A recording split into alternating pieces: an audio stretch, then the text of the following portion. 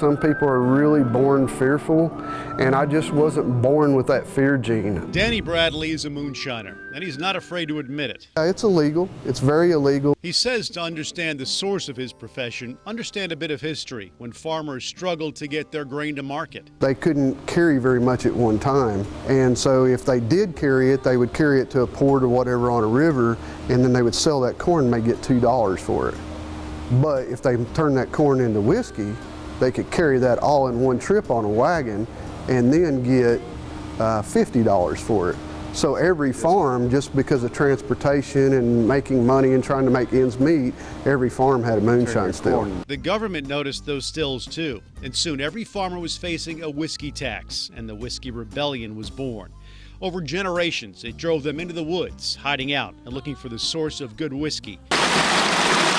Good, well-hidden water. So this is kind of a typical place where someone would hide still back in the day. Yeah, back when the moonshiners was making moonshine, they would come up here in the woods and in the hollers, and they would hide their moonshine and be able to get next to a creek with good water and hide. And this was kind of defensive too. Yeah, they'd get up here and they would hide their moonshine stills so that they could defend them when people would come in and try to steal them. So you got your still hidden up here somewhere? No, Bob. My still's in downtown Hot Springs. Why would I hide it up here? What are we doing up here? Well, I was following you. I'm following you. No, follow me to Crystal Ridge Distillery. Good. I'm starting to sweat. He says modern-day moonshiners can pull up the roots of making whiskey along hidden streams deep down in the holler. 100% proof of that. His still. It sits in downtown Hot Springs. I've got to make them to where they can't take them off because they'll be down here at Walgreens with them. This wood was cut when they built this building in the early 1900s. Danny's history took a few turns to get him to moonshining.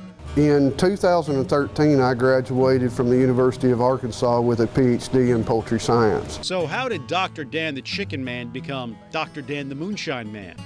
He was having great success traveling the country, helping poultry farmers, but getting pulled away from home only pulled him closer to it. Mary and I were born and raised right here in Garland County, Arkansas, and we have a heart for Arkansas. We love our home state. After much decline in Hot Springs, the devastating Majestic fire, and now an economic rebound the city hasn't seen in decades, he and his wife found reason to take a shot at giving back. People are really starting to understand that we have to create jobs here. Some people might say making moonshine, I don't think is a good thing for my community. They do say that. They do say that, and I've had a lot of that.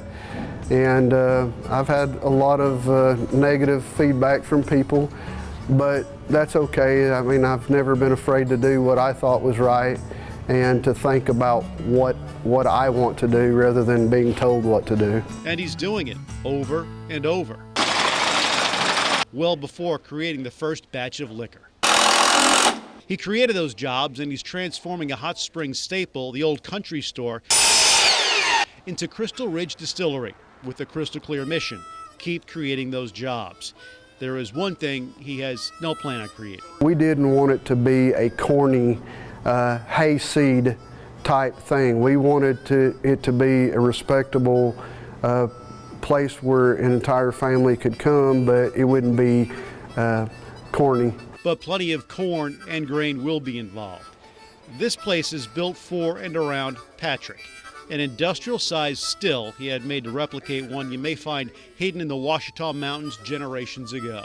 Those plants were growing there because the pH level in the water, converting the carbohydrates and starch to sugars, an enzyme called alpha amylase, gelatinization, liquefaction, and saccharification. In other words, and when it vaporizes, it turns into a cloud and it travels up through the head and into our doubler and into the condenser tank where it's cooled, and when it cools it turns back to a liquid and runs out. During this entire process, Danny just about ran out of time. This almost killed you. It did, yeah, it did. Woke up one night in pain. Called the Widowmaker. An unsurvivable heart attack if not treated immediately. Danny was lucky. Didn't skip a beat, kept people working, came back stronger, not unlike Hot Springs, a city that has survived so much. His plan is also a hat tip to the area. We've worked with the Garland County Historical Society, and we've gone down and we've researched the history of moonshining in our area. And this could have been around since the foundation of our country, the way that it was put together. This is the kind of thing that you would see at a farm back in the 1700s. He wants to create a place where you come and look back, not a place to come and forget your troubles. It's not going to be a dark, smoky environment with pool tables set up. It's going to be a family establishment. You can find those places. They're here. Yeah. They're everywhere. We're not one. We're not one of them. As he steps closer to completion, can this modern-day moonshiner catch lightning in a bottle by way of white lightning? His answer, whether it's a gamble or not, he's been given a second shot, and he's all in. Why did God spare me? Why did He choose me? Why did He wake me up in the middle of the night when I was having the heart attack and a very good friend of mine didn't wake up? And I can't provide an answer to that. The only thing that I can do is realize how blessed and how fortunate I am and go forward from here.